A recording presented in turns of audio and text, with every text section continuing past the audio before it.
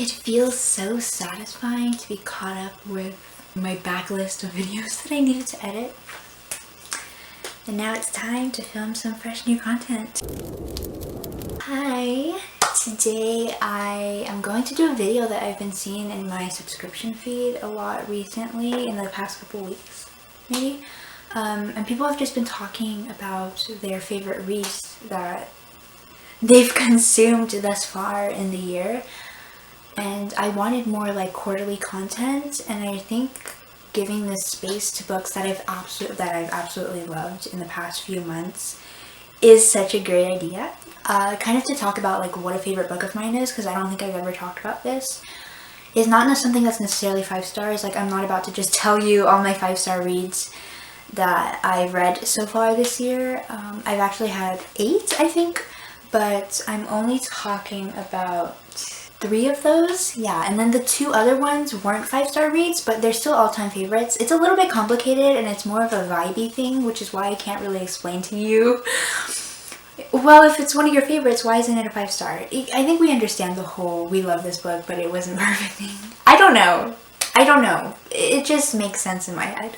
Please take these as recommendations. If Not Winter, Fragments of Sappho by Anne Carson. I read this in January, and this is just Anne Carson's translation of Sappho's Fragments. I think it's kind of well known about like how Sappho's lyrics that have now been called poetry and such have been like destroyed, and they have only been found in pieces. So this is just all of that. I don't know if it's all of her fragments. Oh my god, I'm stepping on a baseboard that keeps making noise. It's loose. Oh my god, okay. It's basically just in this format where the original fragments is in its original language. I think that's Greek. And then the English translation is on the side. The lost words are in brackets. It's a really cool book. But then also Sappho's poetry is just fantastic. And I think Anne Carson does such a great job at translating it, because it really feels modern, but then it also feels like the original piece. Do you know what I mean? There are some modern words used. Wait, was Sappho the first person to use the word lesbian?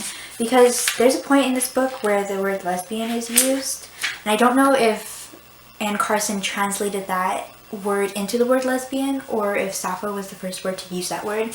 But just things like that just make this so cool. If you are going to read like only one poetry book in your entire life, let it be this one, because I think Sappho's poetry is something a lot of people could relate to, and it's also just really, really beautiful. Next, I'm going to talk about a book that my heart was just so in love with. I think I read this one in February, and that's Last Night at the Telegraph Club by Melinda Lowe. I actually read this in March. I just remembered because I just uploaded my March wrap-up. But this is a 2021 release. I actually have a couple on here. Actually, most of these books are 2021 releases. That's cool. This is a 2021 release set in 1950s Chinatown, San Francisco. And we follow our main character as she's navigating, you know, her last year of high school. She's a woman in STEM. I think she was super into astronomy, and she's kind of trying to decide like what she wants to do with her life. Some stuff happens, and she ends up befriending someone who she didn't expect to befriend, and it's just about their growing romance. It's so cute. It's just a lot of stuff, but I would say the main element of this book is the romance and kind of the exploration of 1950s lesbian culture in San Francisco Chinatown, because as the title suggests, there's the Telegraph Club, which is a main setting of this book where our main characters go to kind of just chill out because she was curious. It's so lovely. The writing is just these like gay yearning put into writing so perfectly. Melinda Lowe perfectly crafted those feelings. I love the setting. She really transports you there. This book can be a little bit intense, so I would be warned of that. But otherwise, if you want something just beautiful, a beautiful coming of age sexuality romance young adult book, This is the one for you. I loved it so much. I loved it so much. Next, I'm going to talk about another 2021 release, Down Comes the Night by Allison Saft. I don't know if you know how much I love this book. I literally love all of these books so much. And this floorboard is really starting to piss me off. Down Comes the Night is a 2021 gothic fantasy young adult book about Ren. I remembered her name. Oh my god. The only reason I remember her name was because I saw it earlier in a tweet. That's all. That's literally the only reason. Okay. Ren is a healer. So basically she has this magic that can heal people. It's like a magic version of a nurse almost. And she really messes up on one of her missions because she lets her emotions like overtake everything, and I mean that positively. There's a lot of discussions about like, okay, wait, we'll get into that later. But because she cared so much about this person, she ended up like really messing up the mission. And then the queen was like, no ma'am, and suspended her from her duty because I think her technical position was like a soldier. And she had to go back to her abbey. But then at her abbey, she gets a letter from Mr. Lewis Lowery. That is not his name. What was his first name? I don't know, but his last name was Lowery. And he's from another kingdom that isn't involved with the war. It's a kingdom that's been very neutral with everything. And they're not even religious. They don't have magic or anything like that. So getting a letter from this man is the strangest experience. It shouldn't even have happened. But he's basically like, yo, I got this servant who's deathly sick and I need you to come help because I heard you were out of work. Which is so low. Anyways, she, as a mission to try and prove herself, accepts and she goes. And I will actually leave the plot right there. Just right there, because I could keep going with the summary and like not spoil anything, because there's a lot that happens in this book, but it all works very well. Sometimes authors can do too much, but I think she put enough genres, enough plot lines in that just worked so well. My favorite part of this book is the gothic elements. It's like a kind of Victorian setting during wintertime, and I don't know if it is complete high fantasy or if it is real world mix almost, because obviously there never existed like multiple kingdoms. It feels like a Victorian London setting almost, and it's winter like I said, so there's a storm, there's a lot of snow. It's set in a manor for most of the book. So the vibes were just there. The setting was so cozy. This was such a cozy book to read. Also, there's a lot of tropes that really attract people, so I'll tell you that now. Enemies to lovers. One bed trope. Gay yearning at the beginning. The main character is bisexual, and then the girl that she is attracted to at the beginning is a lesbian, and she's a prominent character in the book too. And then oh my god, I totally forgot about that trope.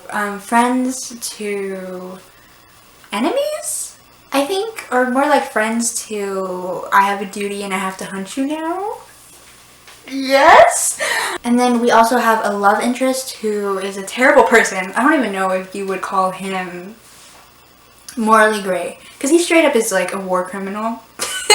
And he's like very, I was just about to say bad, and I hate that. So I'm just going to say very evil with his thoughts. So there you go. Oh yeah, and then you also have that kind of don't go in the room at the end of the hall thing. So this was a very fun book because of how much there was. There's kind of a mystery at the beginning, then there's this whole like themes about your emotions versus your work, and how Ren is constantly belittled because she has these strong emotions and she is empathetic, versus her crush slash her friend who is just a straight up warrior. So she's constantly trying to battle with her emotions versus her work. And then we get to the manor. Obviously there's like intrigue with who this person is, and then there's another mystery, and then a mission. There's a lot that happens in this book, and it's really fun to read. It can be a little bit slow because it is gothic, so obviously it's really involved with the characters and the setting. But I think it's totally worth it, and I will tell you this now. It has a very satisfying ending that if you cry at it, it'll be happy tears.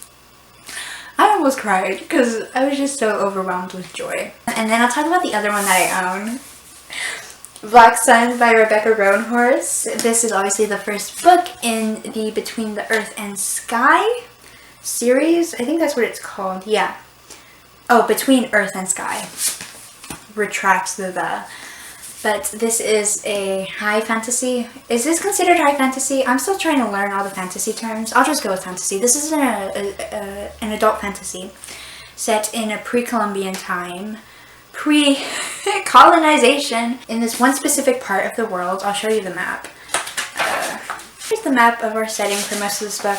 We follow multiple perspectives about these kind of multiple storylines that are going on, all leading up to Convergence Day.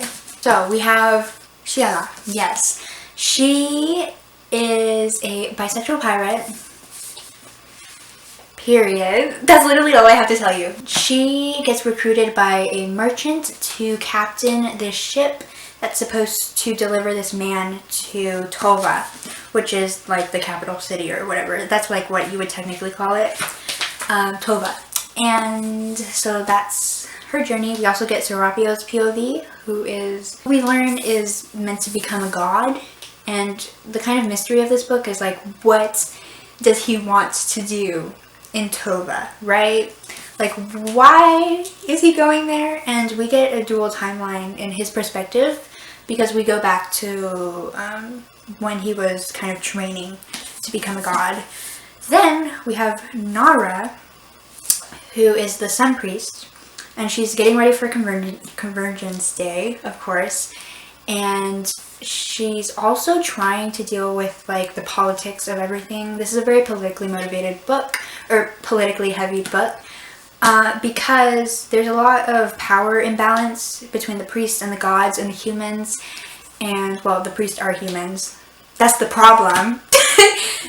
Most of the priests are starting to set themselves at the same level of the gods, and so she's trying to deal with all of these like motivations that all of her fellow priests have and trying to restore the balance. Hakoa, I'm not remembering what his deal is, but he exists. He exists in this book, so there's him. Oh my god, this book is just so good. The political intrigue is fantastic.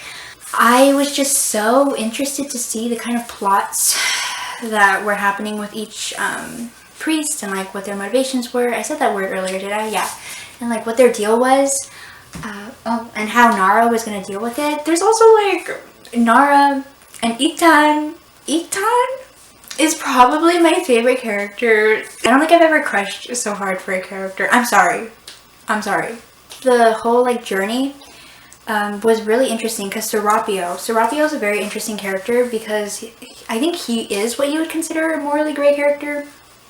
It gets a little questionable there at the end, yeah, but it's just a very calm, quiet character, and those are always the most unnerving to me.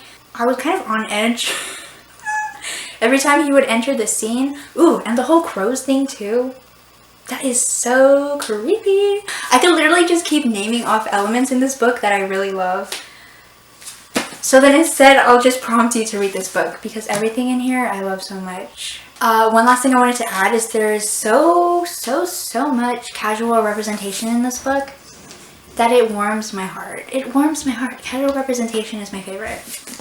And then I wanted to save this book to the end because, like, if I had to say something, I'd say this is, like, possibly my new all-time favorite book. It's in, like, the 1 or 2 position, okay? And it's really leaning more into the 1 position. But that is A Dowry of Blood by S.T. Gibson. So this is I think it's considered gothic maybe? I don't know. But it's a horror novella. She's basically writing these letters to her husband, who we learn she murdered. And that's not a spoiler. That's literally in her like 3rd letter, 3 pages into the book, and the most iconic line ever comes from that. But she is just in these letters describing from beginning to end the relationship and what ultimately led up to her being like, yeah, you're gonna die. So this is obviously about a toxic relationship, and I think this is like one of the most well-written toxic relationships I've ever read about in a book. I haven't read a lot of books centered around toxic relationships, so when I do read about them, it makes me uncomfortable about some that I read about. But this one was just so tragic. The thing is, S.T. Gibson really makes you care for the characters, because this is a reimagining of Dracula's Brides, so there are multiple spouses. I think the standout part of this book is the writing. The writing is some of the best modern writing I've ever read about, because it kind of does that whole imagery, describe everything poetically thing well. Because sometimes authors will try and do it and it just sounds forced, but it actually works really well with the purpose, because it kind of alludes a lot to the toxic relationship well and makes really good comparisons and kind of these feelings that she's experiencing, because obviously it's going to be kind of stream of consciousness as they are letters. Thank you so much for watching. Leave down a heart emoji, a red heart emoji, let's say that. And I will see you next time. Bye.